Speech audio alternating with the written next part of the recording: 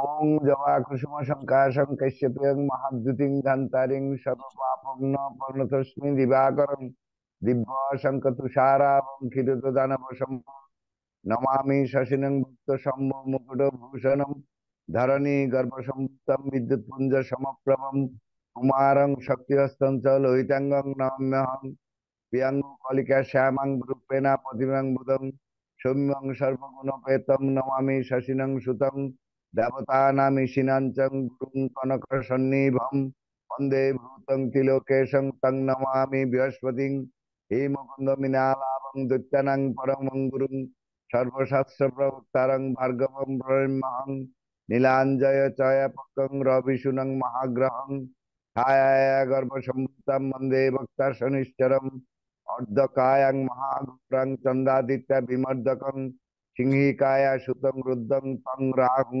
পরমহং পলাশধূমশঙ্কাশং তারাগ্রহ বিমর্দকং রুদ্ধং রুদ্রাত্মকং পুরুং তং কেতুং প্রণমামহং। ওম শান্তি, ওম শান্তি, ওম শান্তি।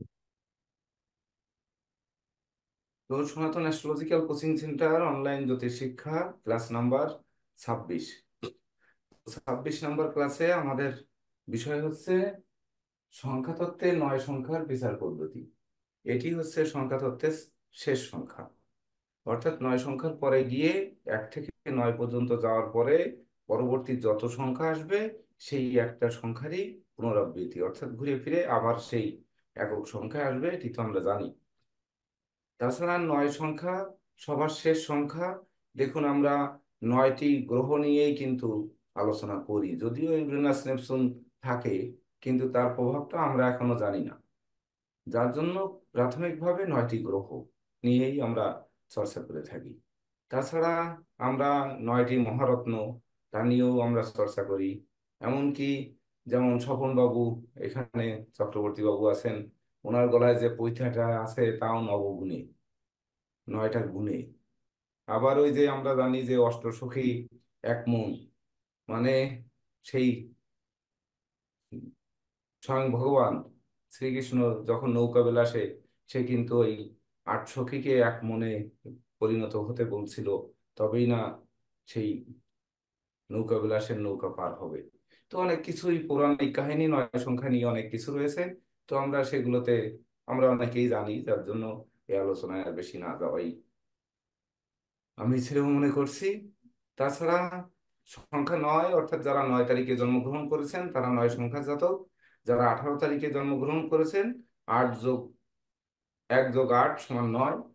যারা 27 তারিখে জন্মগ্রহণ করেছেন তারা ও কিন্তু 9 সংখ্যার জাতক বা জাতিকা। সেটি 2+7=9। তো এই 9 সংখ্যার তারিখে যেদিন ক্লাস হচ্ছে সেদিনও দেখুন, 29 তারিখ, 29 নভেম্বর 2024, অর্থাৎ 2+2+8=3, আর শুক্রবার 6=9, অর্থাৎ 9 এসে আবির্ভূত হয়েছে। ক্লাসটা 27 সংখ্যায় পড়লে তাহলে পরিপূর্ণতা পেত। যেমন আমরা অতীতের ক্লাসগুলো যদি লক্ষ্য করি, তাহলে আমরা দেখতে পাবো যে যে সংখ্যার ক্লাসটা যেদিন হয়েছে সেই সংখ্যার প্রভাবটা কিন্তু প্ল্যানেটে অলরেডি থেকে যায়। তো আমাদের জুম ওপেন হতে দেরি হচ্ছিল বিদায় আজকের গোসল প্ল্যানেটটিও কিন্তু বসিয়ে দেওয়া হয়েছে, আপনারা দেখতে পাচ্ছেন। তো এই গোসলটা এখনো ভুল আছে কিনা এটা একটু চেক করে নিতে পারেন আপনারা। যে ধনু লগ্নে ক্লাস শুরু হচ্ছে,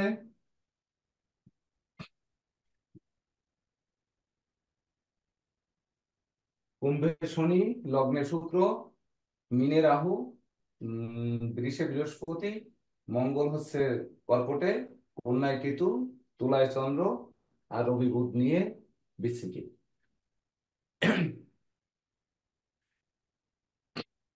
তো সংখ্যা হচ্ছে 9, অর্থাৎ মঙ্গল। তো সে মঙ্গলের বিশেষ করে পজিটিভ দিকগুলো হচ্ছে ধৈর্য, সাহস, মনোবল, জনবল, এগুলো বিশেষ করে মঙ্গল দিয়ে থাকে। আবার মঙ্গল যুদ্ধ বিগ্রহ কাটাকাটি অপারেশন, এগুলো বিশেষ করে মামলা মোকদ্দমা, এগুলো মঙ্গলে থাকে। অশুভ মঙ্গল বিশেষ করে যাদের উম, যেমন পাইলস, তারপরে টিউমার, তারপর হচ্ছে যে কোনো অপারেশন, এগুলো কিন্তু মঙ্গলের প্রভাবেই বা কুপ্রভাবে ঘটে থাকে। এমনকি আমরা বড় বড় যুদ্ধ বিগ্রহের তারিখগুলোকে যদি বের করি, তাহলে আমরা দেখতে পাবো যে এই যুদ্ধটা এত তারিখে কেন হলো। সেই তারিখগুলো যদি বের করা হয়, আমার ইচ্ছা আছে যে এই ডিগ্রি কোর্সে হয়তো আপনাদের এভাবে দেখানো হবে যে কেন এই তারিখে, এই মঙ্গলের তারিখে যুদ্ধগুলো হলো, শনির তারিখে বিষয়গুলো কি, এভাবে দেখানো হবে, চেষ্টা করা হবে আর কি।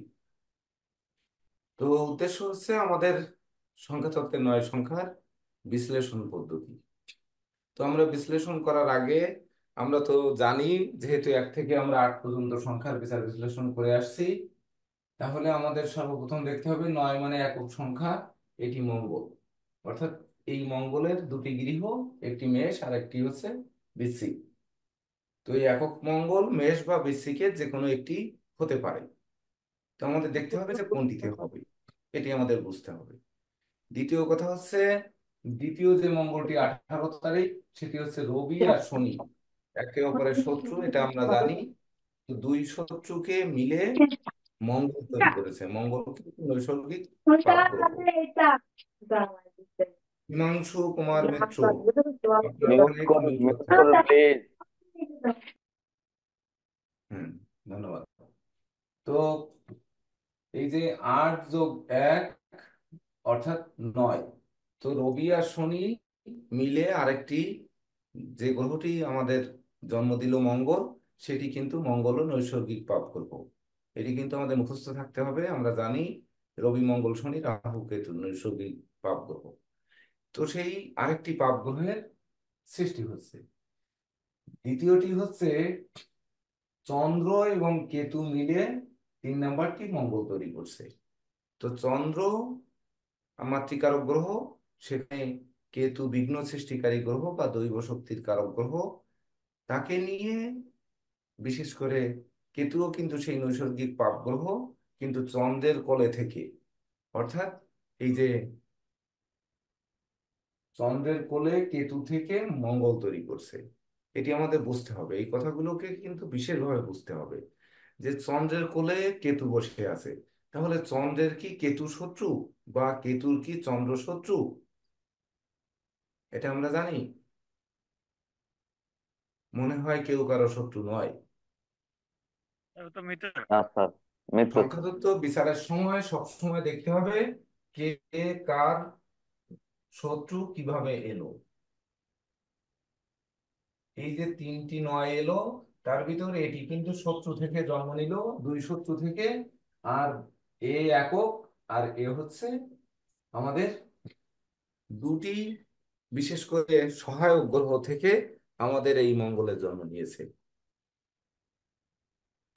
তো যদি তাই নিয়ে থাকে, তাছাড়া আমরা জানি যে মঙ্গল মকরে তুঙ্গস্থ হয় আর হচ্ছে কর্কট রাশিতে নিঃস্ত হয়।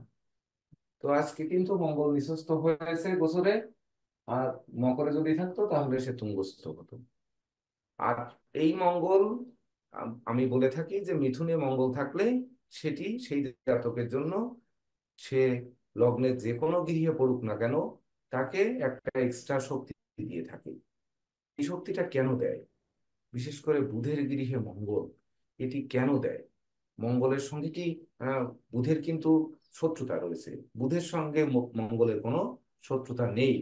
তাহলেও এই মিথুনে মঙ্গল আমাদের কেন ট্যালেন্টেড করে, এই কথাটা আমি সবসময় বলি যে বহুমুখী প্রতিভা দেয়। তো 9-এর সঙ্গে 5 যোগ করলে কিন্তু 9 আর 5 14, আবার সেই 5ই হয়। তো এই মিথুনে যে মঙ্গল, আর এটি তৃতীয়তম রাশি। তো তৃতীয়তম রাশি যদি ধরি মেষ বৃষ মিথুন, তাহলে 9 আর 3 12 মিলে 3, অর্থাৎ ওই প্রতিষ্ঠা যশ সম্মান খ্যাতি প্রতিপত্তির দিকে নিয়ে যায়। তার জন্য জাতককে প্রতিভাবান বা প্রতিভান্বিত করে ফেলে বা ট্যালেন্টেড করে ফেলে। বাকি ঘরগুলোতে প্ল্যানেট অনুযায়ী মঙ্গল যেমন অবস্থানে থাকবে, তার অনুযায়ী মঙ্গলের শুভ অশুভত্ব নির্ণয় করা হয়ে থাকে। আরেকটি জিনিসও আমাদের জানতে হবে যে মঙ্গল দৃষ্টি দেয়, তো আমরা জানি মনে হয় 4 নাম্বার, 7 নাম্বার আর 8 নাম্বার ঘরে মঙ্গল দৃষ্টি দেয়। এটাও আমরা জানি মনে হয় অনেকেই। না জানার মনে হয় এখানে কেউ নেই। তাছাড়া মঙ্গল লগ্নে 4-এ, 7-এ, 8-এ এবং 12 নাম্বার ঘরে থাকলে মাঙ্গলিক দোষ হয়। তো এই মঙ্গলের বিশেষ করে দোষ, বিশেষ করে যেমন আমরা কালসর্প দোষ শুনেছি, ধরেন কালসর্প দোষে মানুষ দেখিনি, তো এই মাঙ্গলিক দোষের কথা শুনেছি। মাঙ্গলিক দোষ না মাঙ্গলিক যোগ, এটিও কিন্তু আমাদের বের করার আবশ্যকতা রয়েছে। তো আমরা ধীরে ধীরে ডিগ্রি কোর্সে এগুলো পাবো। বিশেষ করে আমরা আজকের প্ল্যানেটে অষ্টমে মঙ্গল মাঙ্গলিক দোষযুক্ত হয়েছে, এটি গোচর প্ল্যানেট, তবু ক্লাসটা আজকে হচ্ছে। তো এই অষ্টমস্ত মঙ্গল বিশেষ করে মাঙ্গলিক দোষ তৈরি করেছে। তো আমরা মনে করব যে এই জাতকের মনে হয় খুব একটা ভালো কিছু আর হওয়ার সুযোগ নেই, যেহেতু অষ্টমস্ত মঙ্গলের মাঙ্গলিক দোষ। এটি কিন্তু উম, সচরাচর জ্যোতিষবিদরা বলে থাকেন বা বলবেন। বলার পিছনে কারণ হচ্ছে যে মঙ্গল যে 5টি জায়গায় মাঙ্গলিক দোষ তৈরি করে তার মধ্যে অষ্টমস্ত মঙ্গল সব থেকে বেশি মারাত্মক হয়ে থাকে। কিন্তু আমাদের বুঝতে হবে যে এই অষ্টমস্ত মঙ্গল যে মারাত্মক হয়ে থাকে, ও যে মারাত্মক হয়েছে, কিন্তু সেই মঙ্গল তো তার নিচু গৃহে গিয়ে অবস্থান করেছে। উপরন্তু দেখুন রাহুর নবম দৃষ্টি গিয়ে পড়েছে, একটু লক্ষ্য করে দেখুন যে হ্যাঁ স্যার। রাহু রাহুল তার নবম। নবম দৃষ্টি দিয়েছে। তাহলে মঙ্গলটি দমিত হয় বিশেষ করে রাহুর কাছে। মঙ্গল দমিত হয় রাহুর কাছে, যেমন রবি বুধ মঙ্গল এগুলো রাহুর কাছে দমিত হয়। চন্দ্র, তো রাহু রবির, সরি, রাহুর কাছে রবি চন্দ্র, আপনারা একটু নোট করে নিন এটা। রাহুর কাছে দমিত হয় রবি 1 নাম্বার, 2 নাম্বার হচ্ছে চন্দ্র, 3 নাম্বার হচ্ছে মঙ্গল, 4 নাম্বার হচ্ছে বুধ, আর কেতু তো তার সপ্তমে থেকে থাকে।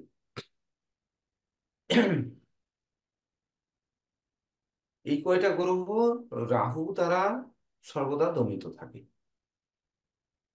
তো বিশেষ করে মঙ্গলকে তার মধ্যে লিখেছেন তো, রবি চন্দ্র মঙ্গল, বুধ স্যার। বুধ, জি স্যার। এই 4টি। আর সঙ্গে কেতু শুক্র। সপ্তমে থাকে, সে তার অপোজিটে থাকে সব সময়, ও তো সবসময় দৃষ্টি পাই। এখানে কিন্তু আরো একটি কথা, যদিও সেই দিকে গেলে অনেক ডিফিকাল্ট চলে যাবে, আমাদের বুঝতে কষ্ট হবে। তো তখন এমন এমন সময় আসবে যখন ওই রাহু আর কেতু সমসপ্তমে থাকবে না। তো যখন থাকবে না তখন কিন্তু তার ফলাদেশ ভিন্ন রকম হয়ে যাবে। তার জন্য বিশেষ করে জ্যোতিষশাস্ত্রে বেশি না, হয়তো 15-20টা সূত্র উম, মুখস্থ করলেই কিন্তু জ্যোতিষশাস্ত্র করা সম্ভব। পদ্ধতি মানে 15-20টা পদ্ধতি। তো যাই হোক, সেগুলো আমরা ধীরে ধীরে শিখবো। তাহলে আজকে আমাদের মঙ্গলের বিষয়টা শিখতে হবে। তো চার্টে আমরা মঙ্গল কিন্তু পরিপূর্ণরূপে দেখে আসলাম যে যেদিন ক্লাস শুরু হলো সেদিন মঙ্গল রাহু দ্বারা পীড়িত হয়েছে এবং সে নিঃস্বস্ত হয়ে বসে আছে।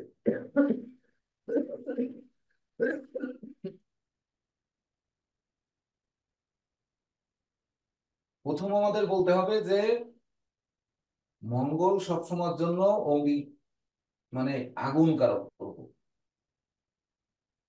তো অগ্নিকারক গ্রহ মঙ্গল, সেই মঙ্গল মেষ আর বৃশ্চিকে যে তার 2টি গৃহ, এর ভিতর মঙ্গল কোথায় বেশি শান্ত হয়, এই আগুনের গোলা বিশেষ করে কমে কোথায়? দুটিই তো বৃশ্চিকে। তার নিজের বাড়ি। এটি কিন্তু আমাদের একটু জানতে হবে। তো সংক্ষেপে একটু বলে রাখি, সেটি হচ্ছে মেষের মঙ্গল, সে তার ঔদার্য সর্বদা দেখিয়ে যেতে চায়, কখনোই সে ছাড় দিতে চায় না। অর্থাৎ মঙ্গলের যে দোষ গুণ যেগুলো রয়েছে সেগুলোতে কোনো রকমে ছাড় দেবে না। আর বৃশ্চিকের মঙ্গলটা সে গড়তে চায়, গড়ার জন্য যদি কোনো কিছুতে ছাড় দিতে হয়, নতুন কিছু সৃষ্টি করার জন্য, তাহলে সে ছাড় দিতে রাজি। অর্থাৎ মেষের মঙ্গল একগুঁয়েমি, সে তার নীতি আদর্শ থেকে বের হবে না। আর বৃশ্চিকের মঙ্গল, সে ছাড় দিয়ে সেখান থেকে বেরিয়ে আসার চেষ্টা করবে। মকরের মঙ্গল তুঙ্গস্থ মঙ্গল সে সর্বদা একক শক্তিতে বলীয়ান থাকবে। যদিও শনির কিন্তু শত্রু রয়েছে, শনির গৃহে মঙ্গল। এটি কিন্তু আপনারা একটু দেখে নিন যে শনির তিনটি শত্রু, তা হচ্ছে রবি, চন্দ্র, মঙ্গল। তো শনির সেই গৃহে গিয়ে মঙ্গল তুঙ্গস্থ হচ্ছে, অর্থাৎ শনির মতো এত বড় ভোল্টেজ গ্রহ, হাই ভোল্টেজ গ্রহ, তার ঘরে গিয়ে মঙ্গল তুঙ্গস্থ হতে পারে, এটি ভেবে দেখুন। তাহলে মঙ্গলের শক্তি কোথায়, কত বড় শক্তি এবার বলুন। শনির কাছে গিয়ে কিন্তু সে মাথা নত করছে না, কিন্তু একটি কথা বলে গেছি যে রাহুর কাছে কিন্তু মঙ্গল নত হয়। রাহুর দৃষ্টি, রাহুর জ্যোতি, এগুলো মঙ্গলের কুপ্রভাবকে বা ক্ষিপ্র প্রভাবকে দমিয়ে ফেলে, কিন্তু শনি কিন্তু দমাতে পারছে না বা পারে না। যদি পারতো তাহলে তার ঘরে গিয়ে সে তুঙ্গস্থ হতে পারতো না। বিপরীতে সে নিঃস্বস্ত হচ্ছে কর্কটে। তো কর্কটে যে নিঃস্বস্ত হচ্ছে, সে আমরা জানি যে বনেরা বনে সুন্দর, শিশুরা মাতৃ করে। তো মঙ্গল মায়ের কাছে গিয়ে, অর্থাৎ চন্দ্রের কাছে গিয়ে সে নত হচ্ছে। এত স্যার। কাছে শিশু নত হবে, এটি কোনো এমন কোনো বিষয় নয়। তাছাড়া এটি জলজ গ্রহ বা ওই সরি জলজ রাশি, আর হচ্ছে আগুন তো জলের কাছে গেলে শান্ত হবেই। এই কথা যদি আবার কর্কটের ক্ষেত্রে বলা হয় তাহলেও তো, ওই সরি মকরের ক্ষেত্রে বলা হয় তাহলেও তো ওটি জলরাশি, কিন্তু ওখানে কিন্তু হচ্ছে না, কারণ অধিপতি শনি আর এখানে অধিপতি চন্দ্র। চন্দ্র পরিপূর্ণরূপে জল, যেটি থেকে আমরা তিথি বিচার করি, ওই ভরা কাঁঠাল, মরা কাঁঠাল বা জোয়ার ভাটা যা কিছু এই চন্দ্রের আকর্ষণেই হয়ে থাকে। তো তাহলে মঙ্গল সম্পর্কে আর কি জানার? স্যার আমার একটা প্রশ্ন আছে স্যার। হ্যাঁ বলেন। প্রশ্নটা হচ্ছে, এই মঙ্গল রাহুর দ্বারা পীড়িত হচ্ছে বা দমিত হচ্ছে, মানে মঙ্গলকে দমন করে দিচ্ছে। এখন আমার এই তুঙ্গস্থ মঙ্গল স্যার, তুঙ্গস্থ মঙ্গলের উপর দিয়ে রাহুর দৃষ্টি পড়ে বা রাহু সংযুক্ত থাকে, তাইলে সেইখানে কি স্যার মঙ্গলের রাহু যদি, রাহুর মালিক যদি খারাপ হয়, সেক্ষেত্রে মঙ্গলের কুপ্রভাবটাকে কি বাড়িয়ে দেবে না স্যার? মানে দুই পাপ গ্রহ, তাছাড়া চন্ডাল গ্রহ এই রাহু, সেইখানে যে একটা অনর্থ ঘটাবে না স্যার? একটি কথা মাত্র মনে রাখবেন, সেটি হচ্ছে মঙ্গল হচ্ছে, যে কথা বলে গেলাম যে শনির কাছে মঙ্গল তার ঘাড়ের উপরে পা রেখে বসবাস করছে।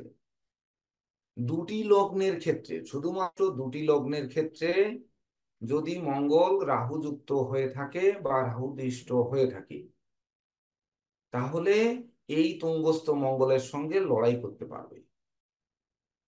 আর বাকি কোনো লগ্নের ক্ষেত্রে মঙ্গলের লড়াই করার ক্ষমতা নেই। বা দুটি গৃহে মঙ্গল রাহুর সঙ্গে কিছু লড়াই করার ক্ষমতা রাখবে, আর বাকি কোনো রাশিতে মঙ্গল লড়াই করার ক্ষমতা রাখে না, রাহুযুক্ত মঙ্গল। সে দুটি হচ্ছে মকর আর কুম্ভ। তো কুম্ভের শনি শান্ত, ও ওখানে গিয়ে রাহু যুক্ত থাকলেও রাহুর ওটি মূল ত্রিকোণ, এবং শনিরও মূল ত্রিকোণ। শনিরও আনন্দময় বা শান্ত গৃহ, রাহুরও এটি শান্ত গৃহ। তার জন্য ওইখানে গিয়ে মঙ্গল রাহুর সঙ্গে কিছুটা বিতর্ক করতেই পারে, কিন্তু বাকি কোনো গৃহে রাহুযুক্ত রাহুদিষ্ট থাকলে সেখানে গিয়ে মঙ্গল এক কথায় মাতব্বরি করতে পারবে না। বুঝতে পেরেছেন জয়ন্ত বাবু?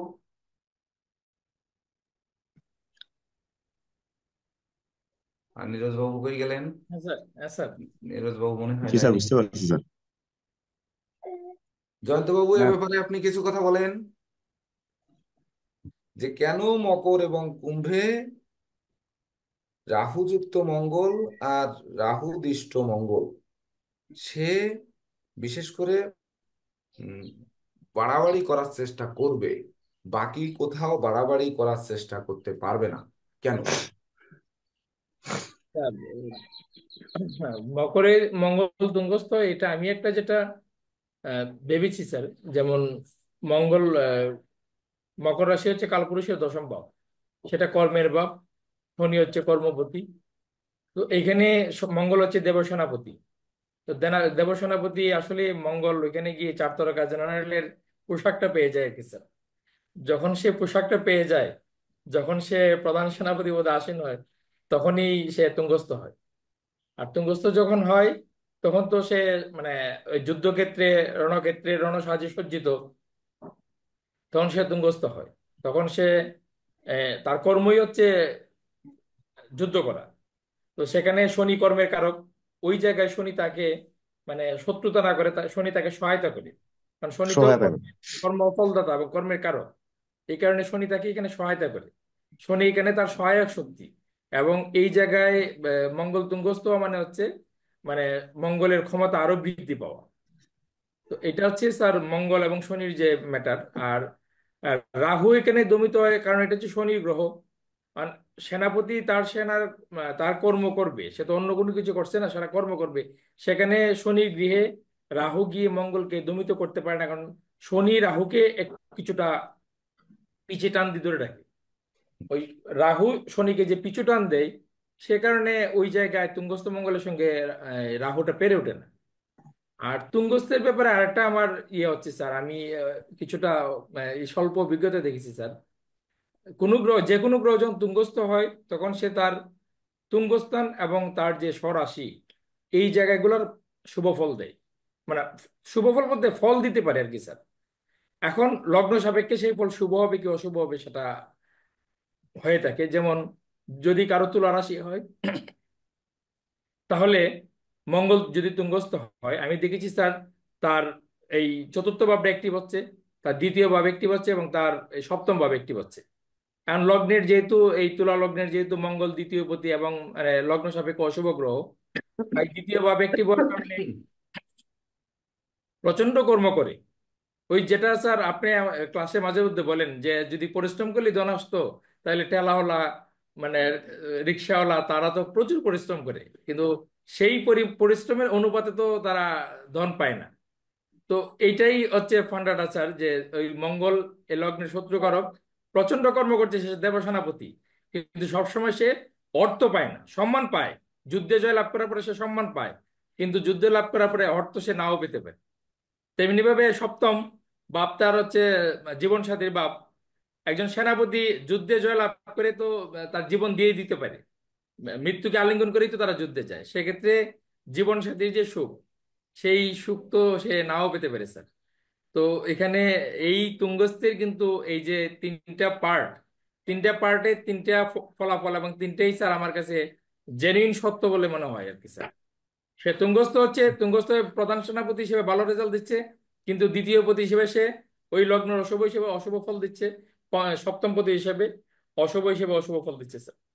এবং অশুভ হওয়ার কারণ, প্যারামেটিক যে কারণ স্যার, এটা স্যার এটাই যে সেনাপতির হলে তো স্যার ওইগুলো হচ্ছে না স্যার। আরেকটি ব্যাপার হচ্ছে যে কুম্ভে এটা বলা যায় যে শনি এখানে শান্ত, মঙ্গল সেখানে গিয়ে প্রভাব বিস্তার করছে ধরুন, রাহুও কিন্তু এখানে একই জায়গায় শান্ত, যার জন্য এই জায়গায় গিয়ে মঙ্গল সে শুধুমাত্র দমিত হচ্ছে। বাকি গৃহগুলোতে দেখুন, যখন মঙ্গল থাকবে রাহুযুক্ত রাহুদৃষ্ট থাকবে, তখন কিন্তু বাকি কোনো গৃহগুলো আপনাদের সাজিয়ে সাজিয়ে দেখতে হবে। যে ধরেন আহ রাহু মঙ্গল যুক্ত করলাম আমরা মিনে, তাহলে কি হবে? তো রাহু মঙ্গল যুক্ত তো যে কোনো জায়গায় গুরু মানে উম, বিশেষ করে রাহু গ্রাসী গ্রহ, আর সে মঙ্গলকে সঙ্গে নিয়ে অবস্থান করছে। তো মিনে দিয়ে দেখতে হবে, মেষে দিয়ে দেখতে হবে, মেষে তার নিজ গৃহ, সেখানে রাহুকে দিলাম, তাহলে কেমন হলো? আবার বৃষে দিলেন, বৃষে সেটি দৈত্যকুল গুরুর গৃহ। এভাবে যদি আমরা একে একে ঘরগুলোতে রাহু মঙ্গল যুক্ত করি বা রাহু মঙ্গলকে দিষ্ট করি, তবেই না কিন্তু বোঝা সম্ভব যে আমি কেন বললাম যে মকর আর কুম্ভ এই দুটি ঘরে বিশেষ করে মঙ্গল অবস্থানরত অবস্থায় যদি রাহুর দৃষ্টি পড়ে বা রাহুর অবস্থান পড়ে, তাহলে মঙ্গলকে কিছুটা, বিশেষ করে মঙ্গল ওই জায়গায় তাকে তার ঔদার্যটা বিশেষ করে পরিপূর্ণরূপে দেখাতে পারে। স্যার এটা কি স্যার আমার মতো করে একটু ব্যাখ্যা করবো স্যার? হ্যাঁ, করেন। আহ, এই যে মকর রাশি, এখানে মঙ্গল তুঙ্গস্থ সেটা সেনাপতি আমি বললাম। তো আমরা হচ্ছে কি, যখন পরিশ্রম করি ব্যক্তি জীবনে, তখন পরিশ্রম করলেই ধন আসে, সেটা কম হোক বেশি হোক। আর দ্বিতীয় ভাব হচ্ছে ধন। ভাবত ভাবম যে সূত্র আছে, সেই সূত্র মোতাবেক যেমন মঙ্গলকে আমি মঙ্গলের অবস্থান মকর রাশিটাকে যদি লগ্ন ধরি, তাহলে দ্বিতীয় ভাব হচ্ছে স্যার এই কুম্ভ রাশি। তো আমি পরিশ্রম করলে ধন আসবে। তো আমি যুদ্ধ করলাম, যুদ্ধের রেজাল্ট হচ্ছে জয়, ধন হচ্ছে জয়। দ্বিতীয় ভাব হচ্ছে আমার সঞ্চয়, এখানে আমার বিপক্ষদের মানে যে কি বলে অস্ত্র, এগুলো তো তখন আমার আন্ডারে চলে আসবে, বিপক্ষ সেনাপতি আমার বন্দী হয়ে যাবে, হুম। তাহলে অনেক কিছু সঞ্চয় হবে। আবার এখানে আরেকটা দেখতে হবে স্যার, যদিও আমাদের সব স্টুডেন্ট নক্ষত্রে ক্লাস করেনি, এখানে কিন্তু ধনিষ্ঠা নক্ষত্রের প্রথম যে স্প্যানটা, এটা ধনিষ্ঠা নক্ষত্রের স্প্যান। তো ধনিষ্ঠা নক্ষত্রের প্রতীক হচ্ছে মৃদঙ্গ। মানুষ কখন মৃদঙ্গ বাজায়? যখন আনন্দে থাকে। তো মঙ্গল তার স্বনক্ষত্র, ধনিষ্ঠা নক্ষত্র হচ্ছে মঙ্গলের নক্ষত্র। তো মঙ্গল যখন এই কুম্ভ রাশিতে প্রবেশ করে, তখনই তার নিজের নক্ষত্র পায়, যার প্রতীক হচ্ছে মৃদঙ্গ। এবং সে যুদ্ধে জয় লাভ করে মনের আনন্দে মৃদঙ্গ বাজায়। তো সেখানে তো স্যার সে ভালো থাকবে। এটা আমার ব্যক্তিগত চিন্তা আর কি স্যার। হ্যাঁ, পরেরটা বলেন। পরের নক্ষত্র তো সে রাহুর নক্ষত্র পায়। হ্যাঁ স্যার, পরের নক্ষত্র রাহুর নক্ষত্র বা শতভিষা নক্ষত্র। হ্যাঁ, রাহুর নক্ষত্র পায়, তাই সে সেখানে গিয়ে তখন আর রাহুর সঙ্গে সে আর লড়াই করতে চায় না। সে তখন আল্লাহ সবকিছু ছেড়ে দিতে চায়। এবং তারপর নক্ষত্র যেটি, সেটি বৃহস্পতির নক্ষত্র পায়। তো বৃহস্পতির নক্ষত্র যখন পায়, তখন সে কিন্তু, বৃহস্পতি হচ্ছে তার বিশেষ করে ধনপতি এবং আয়পতি। তখন তার ওই মঙ্গল বা রাহু তখন তাকে প্রাপ্তির দিকে নিয়ে যায়, বা প্রকৃত যে ঘাম ঝরিয়ে যা কিছু করেছে তার পূর্ণ ফল পেতে শুরু করে। তো এই দুটি জায়গায় রাহু বিশেষ করে দিষ্ট হলেও খুব একটা ক্ষতি সাধন করতে পারে না। নীরজ বাবু তো বিশেষ আলোচনার সময় ছিলেন না, বা থাকতে পারেননি, আমি বুঝছি স্যার নেটের আমি কারণে। কি বলতে স্যার? স্যার এমনিতেও একটা বিষয় হচ্ছে কি স্যার, শতভিষা স্যার নক্ষত্রে যে আমার গ্রহ থাকে স্যার। ল্যাপটপের নেট চলে গেছিল স্যার, মোবাইলে জয়েন করতে এখন। ও আচ্ছা, আচ্ছা। শতভিষা নক্ষত্রে স্যার যে গ্রহটা থাকে, সে তার কারকতা অনুসারে স্যার মানে সুপরামর্শ প্রদান করে থাকে স্যার। এটা আমি একটু খেয়াল করেছি স্যার। যদি শনি থাকে, তাহলে মানে যে ব্যক্তির শনিটা, ধরেন আমার যদি শনি শতভিষা নক্ষত্রে থাকে, তাহলে আমি দেখা গেলো অন্যকে মানে এই কর্মটা করো না, এই কর্মটা করো, করলে তোমার জীবন পরিবর্তন হবে, অথচ সে কোনো পরামর্শ পেশা নাই, কিন্তু ব্যক্তি পর্যায়ে এসে মানুষকে পরামর্শ দিচ্ছে। যদি রবি থাকে, তাহলে কিভাবে জীবনটা প্রকাশিত হবে এরকম পরামর্শ মানুষকে ফ্রিতে দিয়ে বেড়াচ্ছে। যদি বৃহস্পতি থাকে, তাহলে আধ্যাত্মিক পরামর্শ, ধর্মীয় ভাবগম্ভীর্যের যে পরামর্শ, এগুলা বা পাঠ কীর্তন করা, মানে ফ্রিতে যা করা হয় আর কি স্যার। বুধ থাকলে স্যার গণিতের পরামর্শ বা খেলাধুলার ক্ষেত্রে এগুলা বলছে। তারপরে স্যার শুক্র থাকলে প্রেমময় পরামর্শ, ওই যে অনেক হিরো। কঠিন হয়ে যাবে, অনেক কঠিন হয়ে যাবে এত আলোচনা দিলে। ধরেন ওনাদের ধরতে কষ্ট হবে। এটি হচ্ছে যখন নক্ষত্র নিয়ে আলোচনা হবে, তখন ধাপে ধাপে আমরা এই উচ্চতর শিক্ষাটায় আমরা সেইভাবে আপনাদেরকে নিয়ে যাওয়ার চেষ্টা করব। এটা এখন মানে জয়ন্তবাবু ধরেন যেভাবে বলার চেষ্টা করছেন, যে আসলে আমরা একবারে নিতে পারি না, আসলে আমরা নিতে পারি না, আমরা গ্রহণ করতেও পারি না। আমাদের মস্তিষ্কে তো একটা লিমিটও আছে, সেই লিমিট অতিক্রম করে দেয়। এই জ্যোতিষশাস্ত্রে আসলে আলোচনা করতে গেলে মুক্ত আলোচনা না করলে হয় না। একটি টপিকস থেকে যদি আমরা সরে যাই, তাহলে আসলে ওই টপিকসে ফিরে আসা খুব কষ্ট। তো আমাদের ভালো লাগতো যদি এমনটি হতো। কেমন? যে ধরেন আমরা সবাই যদি একরকম হতাম, তাহলে আমাদের জন্য আলোচনা করতে সুবিধা হতো। কিন্তু আমাদের একটা অসুবিধা রয়ে গেছে কি, যে ধরুন উম, আমরা শুরু থেকে আগ্রহী সবাই, দেখুন ভর্তি হয়েছে 21-22 জন, কিন্তু ক্লাস করেন মাত্র হয়তো অর্ধেকও না। তার মানে কি, এই যে ভর্তি হয়েছেন কিন্তু ক্লাস করেন না, করতে পারছেন না, মানে তখন আগ্রহ ছিল, পরে আগ্রহ নেই। অর্থাৎ দেখা যাচ্ছে তাদের এই যে আগ্রহ, জ্যোতিষশাস্ত্রের প্রতি আগ্রহ, সে কোন গ্রহ যোগাচ্ছে, সে কেন এর প্রতি ঝুঁকছে, এটি আমাদের বুঝতে হবে। তার রাশি লগ্ন অনুপাতে তাকে কিন্তু এটি নিয়ে আসছে। দেখবেন যে প্ল্যানেটে সাধারণত শনি কেতু দুটি গ্রহ যদি পক্ষে থাকে, তাহলে তারা এই জ্যোতিষশাস্ত্রের প্রতি একটু আগ্রহান্বিত হয়ে থাকে। তো সেই আগ্রহান্বিত হচ্ছে, কিন্তু ওটাকে ধরে রাখার জন্য কোন গ্রহ সহযোগিতা করবে। সেই গ্রহ যদি তার অনুকূলে না থাকে, তাহলে সে কতদিন এটাকে নিয়ে যেতে পারবে, এটিও কিন্তু ভাবতে হবে। তো যে কথার মাধ্যমে, জয়ন্তবাবু যে কথার মাধ্যমে আমি একটু আলোচনায় আসলাম, সেটি হচ্ছে যে একই সঙ্গে যদি আমরা বলে যেতে পারতাম যে এই আহ, মঙ্গল, ধরেন আমরা বললাম যে রাহু যুক্ত রাহু দৃষ্ট, যেটি নীরজবাবু মানে প্রশ্ন করলেন, সেটি দুটি ঘরে মঙ্গলের ক্ষিপ্রতা কমায়। তো সে হচ্ছে মকর আর কুম্ভ। তো এই জায়গায় আমরা জানি যে শনি হচ্ছে আহ মকর লগ্নের শনি আর রাহু দুটি পাপ গ্রহ, কুম্ভ লগ্নেরও তাই। তো এখানে মঙ্গল গিয়ে বিশেষ করে ওই যে কর্ম, সে যে তার যুদ্ধং দেহি ভাব, সেখান থেকে সকল কিছু ছেড়ে দিয়ে সে গিয়ে ওখানে আনন্দ পোষণ করে। তো আনন্দ পোষণ করা যখন শুরু করেছে, তাহলে এই যে পাঁচটি নক্ষত্র দুটি রাশির উপর পড়েছে, তো এই পাঁচটি নক্ষত্রের গুণ দোষ এগুলো জেনে, তারপর কোন নক্ষত্র অনুযায়ী সেই গ্রহটি পড়েছে বা মঙ্গল কোন নক্ষত্রে আছে, সেই অনুযায়ী আমরা একে একে যদি নক্ষত্রকে চেঞ্জ করি, তার ফলাদেশ ব্যাখ্যা করে যেতে পারতাম, তাহলে আমাদের ধরেন এই আলোচনা করতে সুবিধা হতো বা আপনাদেরও সুবিধা হতো। কিন্তু আমি অতীতে দেখেছি, যত বেশি আলোচনা করা হয় তত আমরা কম শিখি। একটু যদি চাপা জায়গায় যাই, তখন আর আমাদের মাথায় কিন্তু কাজ করে না।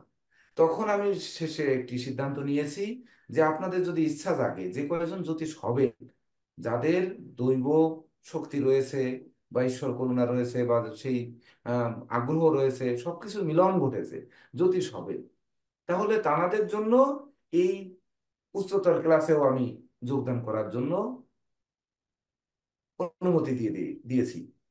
এটি কেন দিলাম?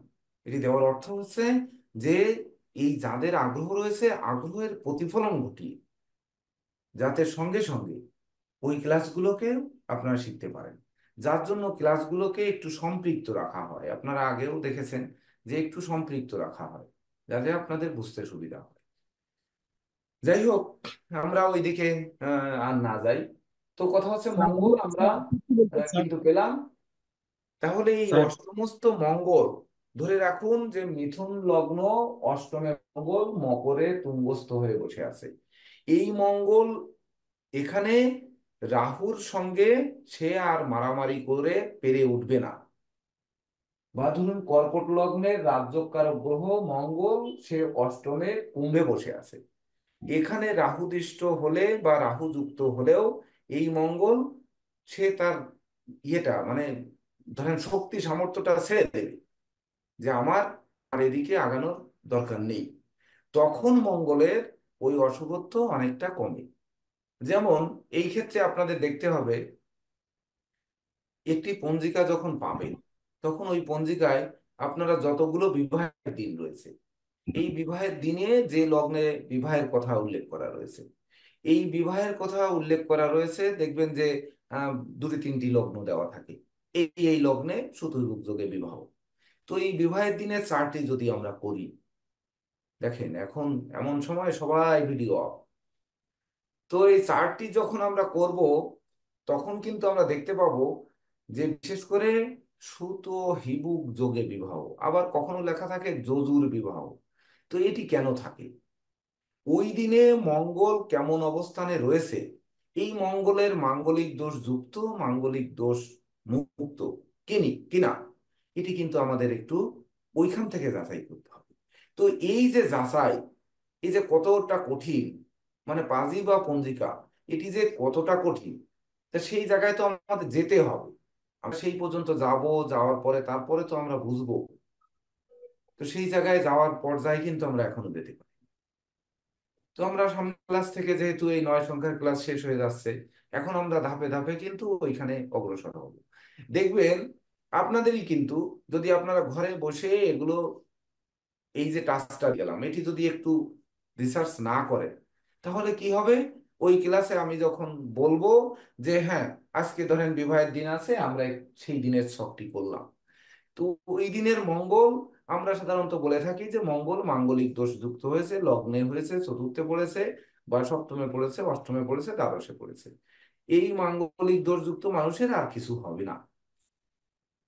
তো এই যে কিছু হবে না, বা ধরেন তার দাম্পত্য জীবনে অশান্তি হবে, বা ভাঙন ধরবে, বা বিচ্ছেদ ঘটবে, বা ধরুন ইত্যাদি ইত্যাদি অনেক কিছু আমরা বলে থাকি। ধরে নিই আজকের ক্লাসে এই শিশুই জন্মগ্রহণ করেছে, তো এ তো অষ্টমস্ত মঙ্গলের মাঙ্গলিক দোষ যুক্ত হয়েছে। কিন্তু আমি বললাম যে এই মাঙ্গলিক দোষ, মঙ্গল নিঃস্ত হয়েছে বিধায় মাঙ্গলিক দোষ কমেছে। আর দ্বিতীয় কথা হচ্ছে মঙ্গল রাহু দৃষ্ট হয়েছে চন্দ্রের গৃহে, অর্থাৎ তার জন্য তার মাঙ্গলিক দোষের ক্ষিপ্রতা অনেকাংশে কমেছে। এক্ষেত্রে তাকে দেখতে হবে যে মঙ্গলের সঙ্গে মানে চন্দ্রের শত্রুতা নেই, আর চন্দ্রের সঙ্গে মঙ্গলের কি শত্রুতা আছে? তাও নেই। আছে নাকি? স্যার চন্দ্রমঙ্গল না, পরস্পর নাই। মিত্র স্যার। কারোর সঙ্গে নেই।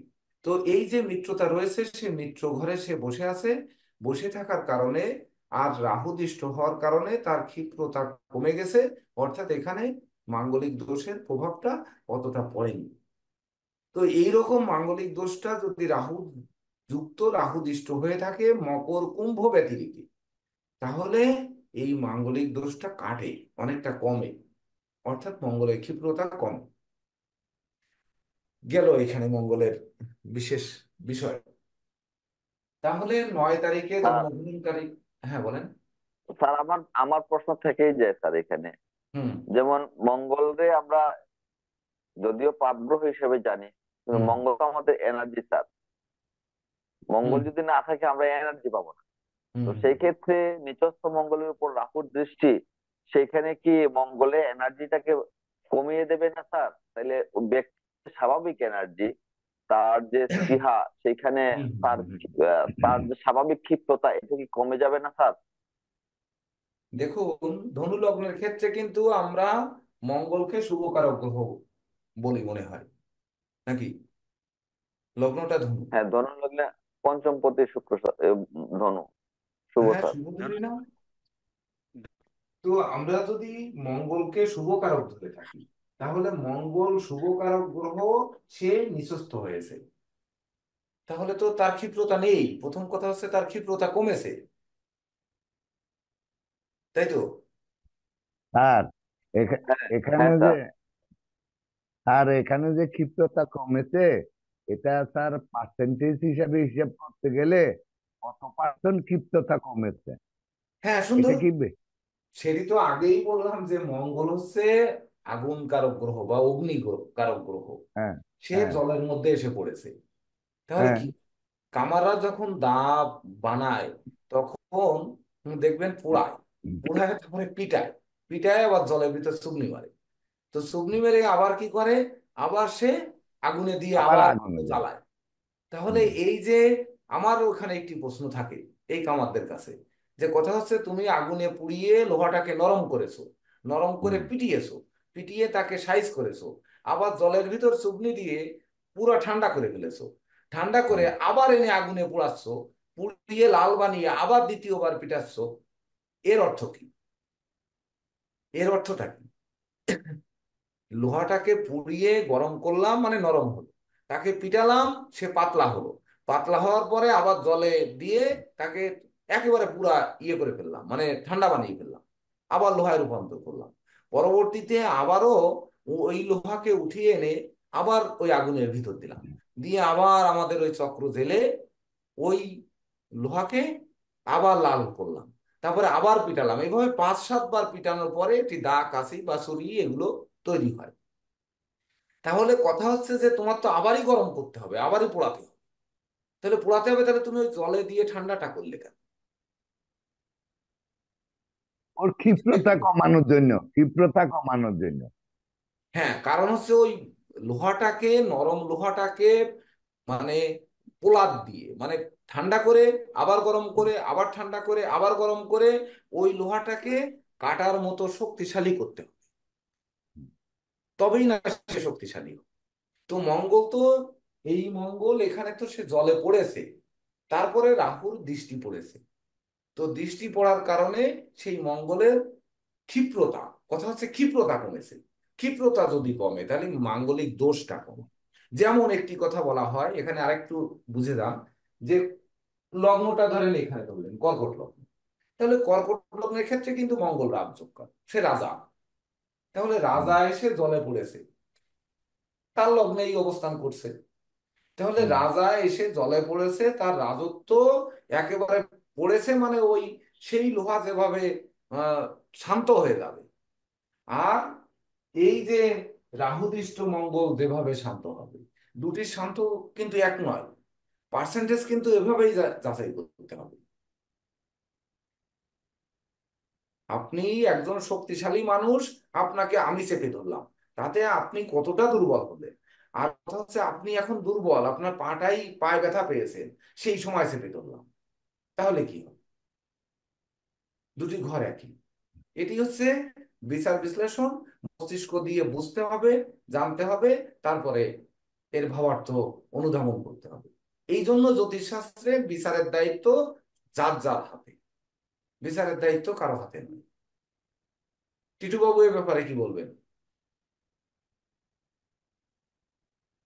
স্যার, অষ্টমস্ত মঙ্গল প্রচন্ড মাঙ্গলিক দোষ। হুম এখন লগ্ন সাপেক্ষে রাজযোগকারী গ্রহ আর লগ্ন সাপেক্ষে মারক গ্রহ, তখন তো দুইটার একরকম ফল হইতো না। মাঙ্গলিক দোষ প্রচন্ড ক্ষিপ্ত, ঠিক আছে, মেনে নিলাম। ধরেন আপনি তুলা লগ্ন বললাম না, একটা লগ্ন, আহ, ধরেন আহ, কর্কট লগ্ন, কর্কট লগ্নের অষ্টমে মঙ্গল, হুম ঠিক আছে। হুম এবার তুলা লগ্নের অষ্টমে মঙ্গল, হুম হুম এই একটা হইলো ধনপতি সপ্তমপতি, তুলা লগ্নের ক্ষেত্রে পাপ, এবং হুম সপ্তপতি হিসেবে এটা সপ্তমের অষ্টম ধনপতিটা মারক, ঠিক আছে। তো তুলা সিংহ কর্কট লগ্ন গেলে তো স্যার রাজযোগকারী গ্রহ অষ্টমে বসছে, এই দুটার মধ্যে স্যার একটু ডিফারেন্সটা কি হবে? না, সেটাই তো আপনার কাছে বলতে বললাম, যে অষ্টমস্ত মঙ্গল ধরেন ধনু লগ্নের ক্ষেত্রে মঙ্গল শুভকারক গ্রহ, সেই শুভকারক শুভকারক গ্রহ। সেই শুভকারক গ্রহ গিয়ে অষ্টমে চন্দ্রের গৃহে গিয়ে অবস্থান করছে। তো হুম, এটাও তো অষ্টমস্ত মঙ্গলের মাঙ্গলিক দোষ হয়েছে। আর তুলা লগ্ন সাপেক্ষে মঙ্গল ধনপতি এবং সপ্তমপতি, সে গিয়ে অষ্টমে বৃষ রাশিতে গিয়ে সে অষ্টমস্ত মঙ্গলের মাঙ্গলিক দোষ তৈরি করেছে। তাহলে এই যে দুটি মাঙ্গলিক দোষ, এই দুটি মাঙ্গলিক দোষের মধ্যে পার্থক্যটা কি, এই পার্থক্যটাই হচ্ছে বলার জন্য আপনাকে প্রশ্ন করলাম।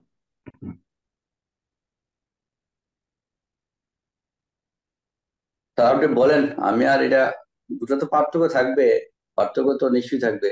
তা এর মধ্যে এই যে মঙ্গলের প্রতি রাহুর অষ্টমস্ত মঙ্গল ক্ষিপ্ত মঙ্গল, হ্যাঁ, হুম এটা নিশ্চিত ক্ষিপ্ত মঙ্গল, অষ্টমস্ত হুম মঙ্গল। এই তো, এই যে রাগ, অনেক সময় মানুষের রাগ উঠে, রাগটা অনেক সময় আবার নেগেটিভ দিকে উঠে, আবার পজিটিভ দিকে উঠে। রাগ মানুষকে কিন্তু আবার পজিটিভ দিকেও নিয়ে যায়, আবার রাগ মানুষের নেগেটিভ দিকেও নিয়ে যায়। তো এখন যেটা, যে মঙ্গলটা ধরেন আহ, শুভ লগ্ন সাপেক্ষে, এই রাগ, এই ক্ষিপ্ত দ্বারা তখন শুভ দিকে কিছুটা নিয়ে যাবে, আর যেটা মারক তখন এটা অশুভ দিকে নিয়ে যাবে। এই দুটার মধ্যে এলো মৌলিক বেসিক পার্থক্য হবে। তাহলে আর এই দেখেন আপনার এখানে উত্তরটা কত সুন্দর ভাবে চলে আসছে। এইবার দেখুন, তুলা লগ্নের ক্ষেত্রে মঙ্গল হচ্ছে ঘোর পাপ গ্রহ। তাহলে তুলা লগ্নের হুম, ক্ষেত্রে পাপ গ্রহ, সে অষ্টমে শুক্রের গৃহে অবস্থান করছে। তাহলে শুক্রের ঘরে মানে কি, শান্তি, সুখ শান্তি, ধন ঐশ্বর্য। আর এদিকে হুম, হুম, ধনপতি আর সপ্তমপতি, এই হুম, দিকগুলোকেই তো সে ধ্বংস করবে, নাকি হুম, করবে না? অবশ্যই স্যার। হ্যাঁ, করবে। আচ্ছা, তাহলে হচ্ছে আমাদের ঘর অনুযায়ী, এটা রিসার্চটা হচ্ছে আমাদের ঘর অনুযায়ী তার ফলাদেশ হচ্ছে। এইবার হুম, ধনু লগ্নের ক্ষেত্রে মঙ্গল অষ্টমে, মঙ্গল হচ্ছে পঞ্চম এবং দ্বাদশপতি, সে ধনু হুম, লগ্ন সাপেক্ষে কি শুভকারক গ্রহ। স্যার। তাহলে শুভকারক গ্রহ গিয়ে নিচস্থ হয়েছে, তাহলে শুভত্ব হুম, কম হচ্ছে। বলতে হবে শুভকারক গ্রহ নিচস্থ হচ্ছে মানে শুভত্ব কম হচ্ছে।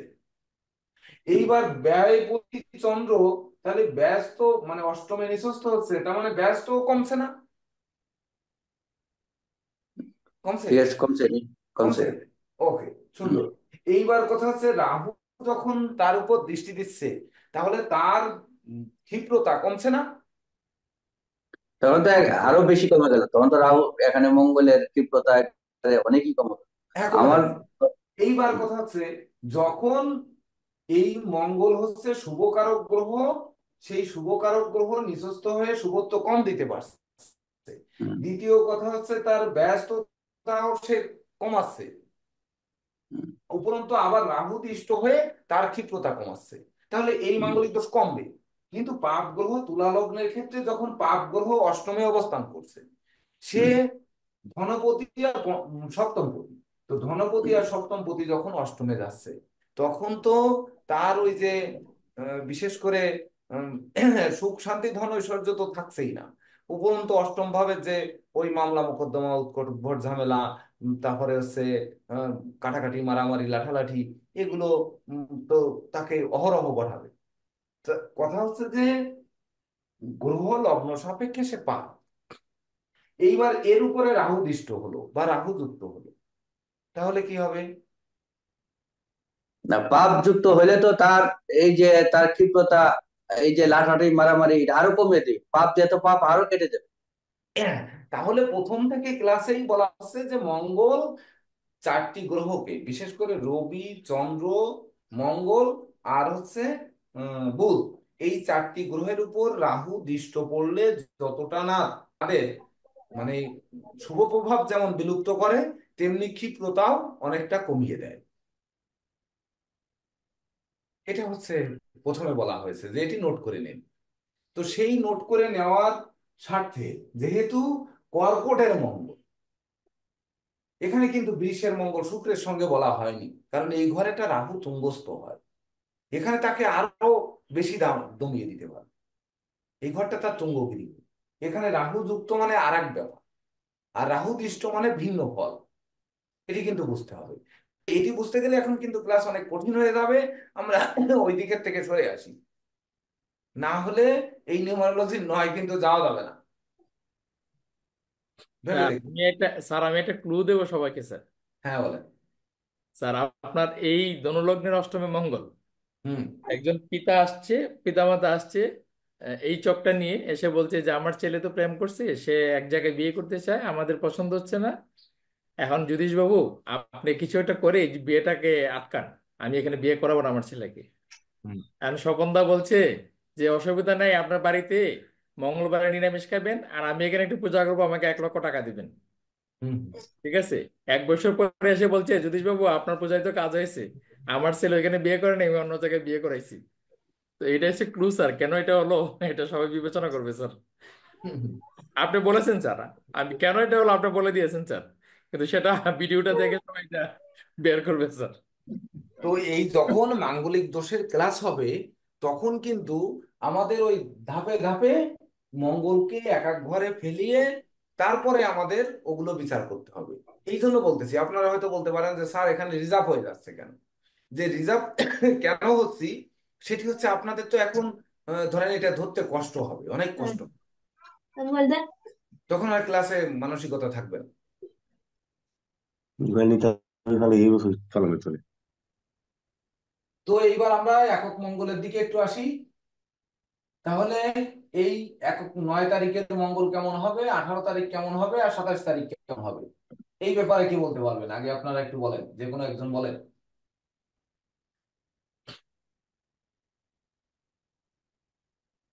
কে বলতে পারবেন? আপনার কিন্তু 1, 2, 3, 4, 5, 6, 7, 8 এইরকম ক্লাসগুলো কিন্তু করে আসছে, তো করে আসছেন। আজকে 9 সংখ্যার ক্লাস, তো 9, 18, 27 এই তারিখগুলো কেমন যাবে, তার আলোকে কি কিছু বলতে পারবেন না? স্যার 9 তারিখের মঙ্গল স্যার শক্তিশালী মঙ্গল হবে স্যার। হ্যাঁ, এটাকে স্যার আমরা মেষের মঙ্গল ধরবো স্যার।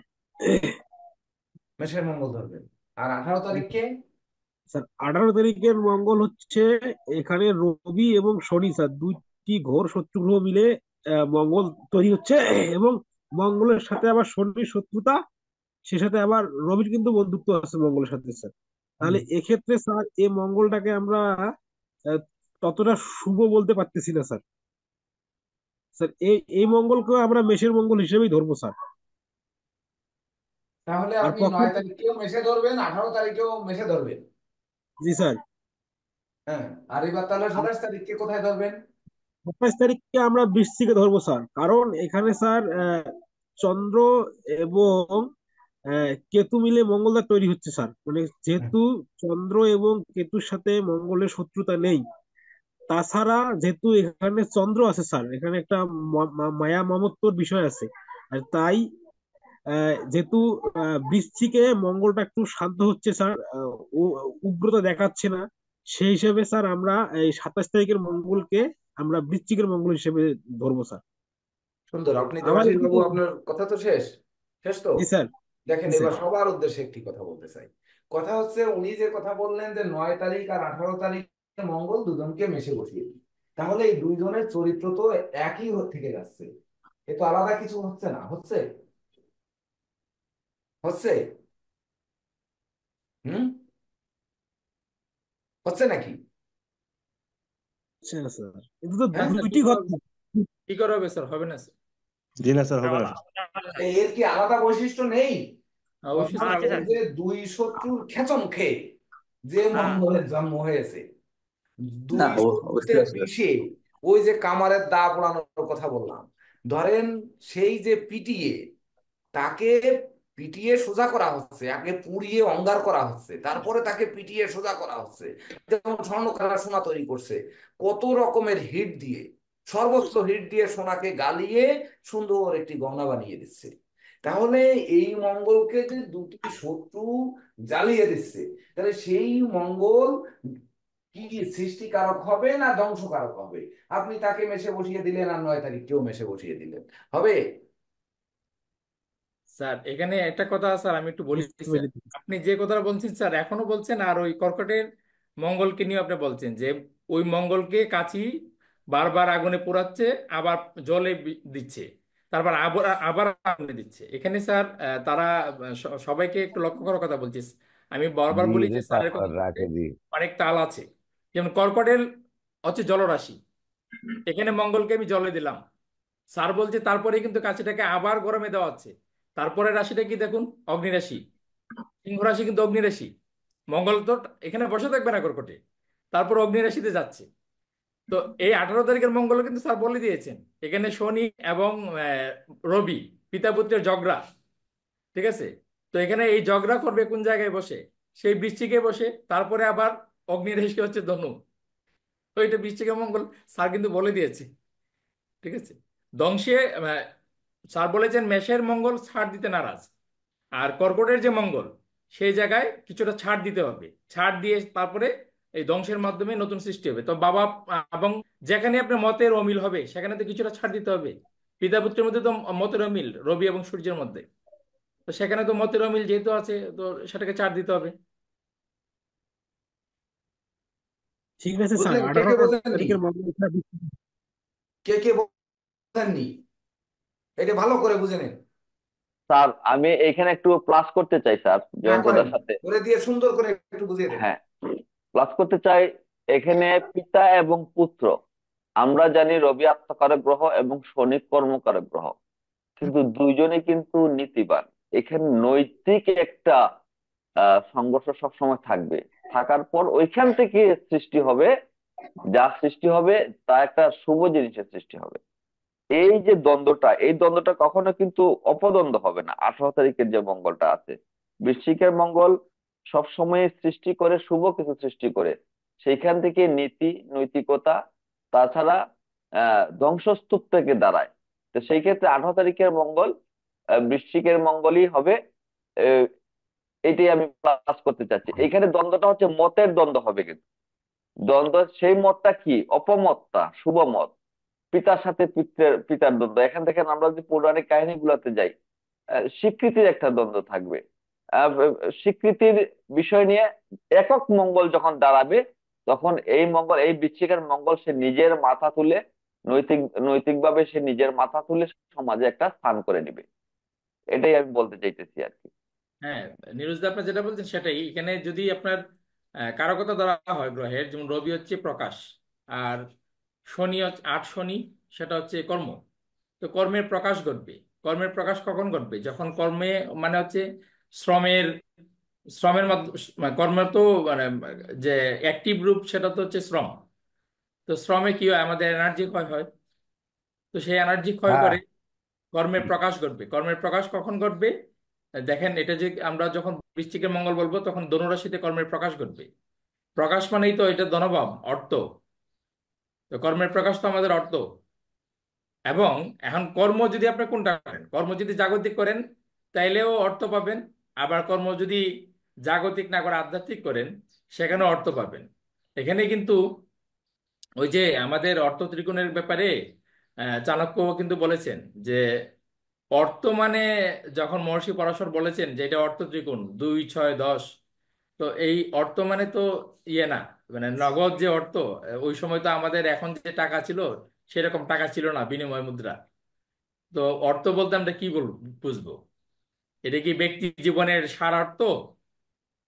আমাদের যে জীবন চক্র, সেই জীবন চক্রের সারার্থ, কেন আমরা জন্ম নিলাম, কোথা থেকে আসলাম, কোথায় যাব, কি এই সম্পর্কের ভিত্তি, মানে এগুলারও তো একটা অর্থ আছে না? স্যার আমি একটু বলতে চাই এখানে। হ্যাঁ, বলেন দাদা। হ্যাঁ, স্যার আমি বলতে চাচ্ছিলাম যে এখানে তো 18 তারিখের মঙ্গলের বিষয়ে আমি যেটা বলতে চাচ্ছি সেটা হচ্ছে যে এখানে রবি তো পিতা। তো মঙ্গল তো আপনার আট তো আপনার মানে শনি। তো ওই হ্যাঁ, শনি আপনার মানে পিতার সাথে শত্রুতা করলো, ওরকম কোনো শত্রুতা করবে না, একেবারে হাই ভোল্টেজ কোনো শত্রুতা করবে না। হ্যাঁ সম্পদা ঠিক আছে, কিন্তু এখানে যে বিষয়টা, পিতার সাথে শনির দ্বন্দ্বটা কিসের? স্বীকৃতির। স্বীকৃতির। স্বীকৃতির দ্বন্দ্ব। তো হ্যাঁ, সেইখান হ্যাঁ। থেকে মঙ্গল, এইখানে মঙ্গল স্বীকৃতি আদায় করে নিবে, তার শ্রম মেধা সবকিছু দিয়ে মঙ্গল পিতার কাছ থেকে স্বীকৃতি আদায় করে নিবে। নিয়ে গিয়ে পরে সে নিজে একক মঙ্গল হবে, নিজেকে আত্মপ্রকাশ করবে। সেইটাই মূল বিষয় আর কি। আচ্ছা, কর্মের স্বীকৃতি আর কি। শনি হচ্ছে ঠিক কর্ম, আছে, আর রবি প্রকাশ মানে হচ্ছে দাদা স্বীকৃতি। ঠিক আছে। এখানে একটি জিনিসকে আমরা এতগুলো ক্লাস করলাম, 8টা ক্লাস করে আসলাম, আমরা বুঝলাম না যে এখানে মাত্র 3টি নয় পাচ্ছি আমরা একটা মাসে, 4টি তো পাচ্ছি না। যেমন রবির ক্ষেত্রে পাচ্ছি 1, 10, 28, আর হচ্ছে 1, 10, 19, 28, 4টা পাচ্ছি। রবির ক্ষেত্রে দেখেন 4টি তারিখ পাচ্ছি, 1, 10, 19 আর হচ্ছে 28, এই 4টা পাচ্ছি না আমরা রবির ক্ষেত্রে। হ্যাঁ স্যার। হুম। ভালো করে বুঝুন। কিন্তু মঙ্গলের রবির কি পাচ্ছি? রবি উম, একটা ঘর মাত্র। তাহলে রবি সিংহ রাশি তার নিজের ঘর, মেষে সে তুঙ্গস্থ হয়, আর হচ্ছে তুলায় সে তুলায় নিচস্থ। নিচে। 3টি পাচ্ছি আমরা, 4টিকে কিন্তু বসাতে পারছি না। কিন্তু এখানে কিভাবে বসিয়েছিলাম সেটি কি আপনাদের মনে আছে? এই 4টিকে কিভাবে বসিয়েছিলাম? কেন আমরা এই একটি কথাই তো বলতে পারি যে 9-এর সঙ্গে যোগ 8, ওই যে শনি তুঙ্গস্থ হচ্ছে, 9 আর 8 17, এই 17, 1+7 = 8। এই এবার রবি আর কেতুর মধ্যে কি তৈরি করতেছে দেখেন তো। সে তুঙ্গস্থ হয়ে স্বাধীনতা কেন পাচ্ছে? কারণ হচ্ছে সে স্বাধীনতা পাচ্ছে ওই শনির কোলে গিয়ে। সেখানে সৃষ্টি করতেছে কে? রবি, এক রবি আর একটা নিষ্ক্রিয় রবি, সে 8-এর সঙ্গে যুক্ত হয়ে।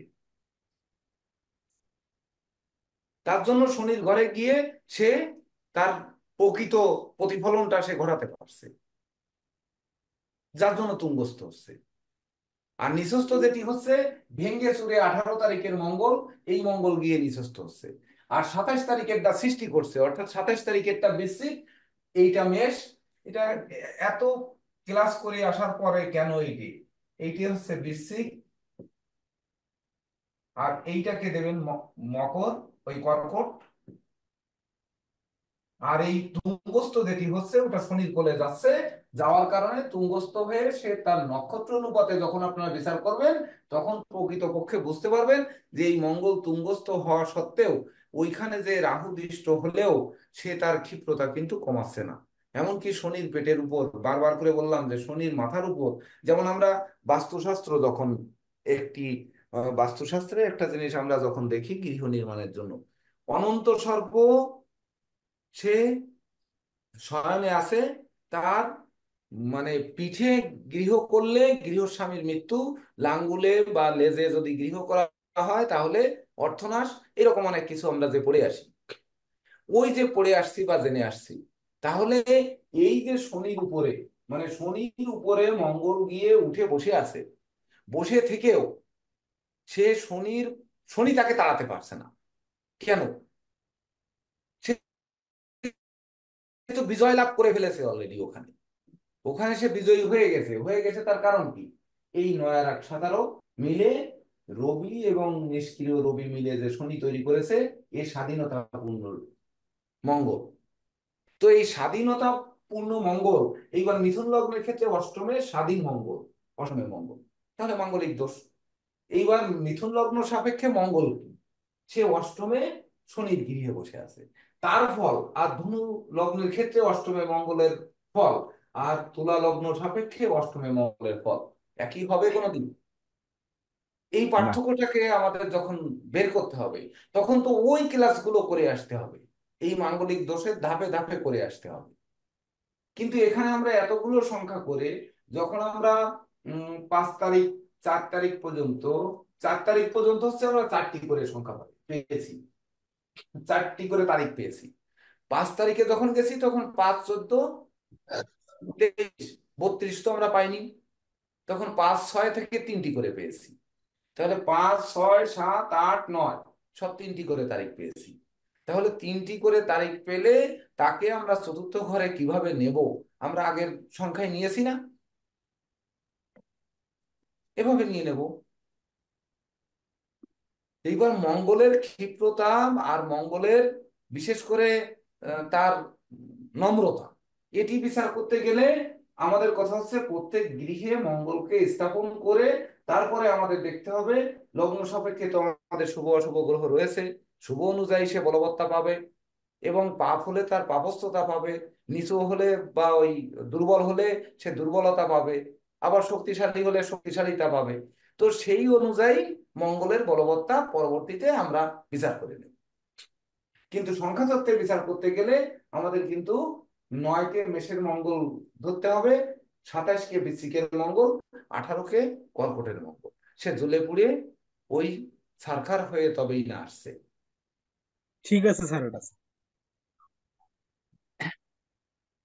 বলেন এ ব্যাপারে আর কারো কোনো প্রশ্ন আছে? আজকেও কিন্তু প্রসেনজিৎ পোদ্দার একবারও ভিডিও অন করিনি, দেখেন।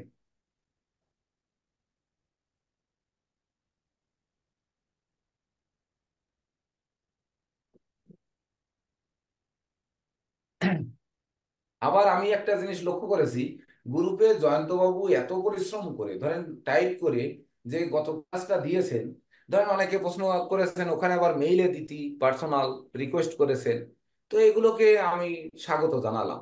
কিন্তু একটি মানুষ, আপনাদের একজন স্যার এমন ভাবে গুছিয়ে দিয়েছেন, ওখান থেকে ডাউনলোড দিয়ে একটু প্রিন্ট দিয়ে বের করে নিলে কিন্তু হয়ে যায়। কিন্তু আবার পার্সোনাল মেইলেও দিতে বলেছেন, আবার বলেছেন যে এইভাবে যদি প্রতিটা ক্লাস সাজিয়ে দেওয়া যায়। আচ্ছা, যদি একটি 3 ঘন্টার ক্লাসকে প্রকৃতপক্ষে মস্তিষ্কে যদি ধরে না নিই, তো এটি সাজিয়ে দিয়ে, আর এইটা কার দ্বারা সাজিয়ে দেওয়া সম্ভব? জয়ন্তবাবু আজ দিচ্ছেন, একটি বছর পরে কিন্তু আর এই দেওয়ার সুযোগ উনি পাবেন না। ধরে রাখেন না, আজকে তারিখ দিয়ে লিখে রাখেন, আগামী বছর ঠিক এই একই সময় আসবে, তার পরবর্তীতে দেখবেন ওনাকে বলবেন, দেখবেন উনি কিন্তু এই সময় আর পাবেন না। আর এই রকম সময় দেওয়ার লোক যদি ধরেন 2, 3 জন, 5 জন আমি পেতাম, তাহলে আপনারা যে দাবি করেছিলেন একটি ওয়েবসাইট তৈরি করতে, তো ওয়েবসাইট আমি তৈরি করে দিতে পারতাম। এটা ডোমেন হোস্টিং এ কয় টাকা দাম, ওয়েবসাইটকে সাজানোর জন্য কত খরচ হয়, এটা আমি করে দিতাম। কিন্তু সেখানে করবে কে, কাজটা কে করবে? কে দেবে কি, এটি কিন্তু বিষয়। তো আপনারা কিন্তু সেভাবে গড়ে উঠতেছেন না, আপনারা সেক্ষেত্রে গুরুত্ব দিচ্ছেন না, ভিডিও অফ করে বসে থাকতেছি, ওই শিখতেছি শিখতেছি, আহ, মাথায় যে হ্যাঁ পরীক্ষা দিব, পাশ করব, সার্টিফিকেট হয়ে যাবে, জ্যোতিষ করব। কিন্তু জ্যোতিষ তো করব, আমাদের সেই সকল দিকে তো নজর দিতে হবে।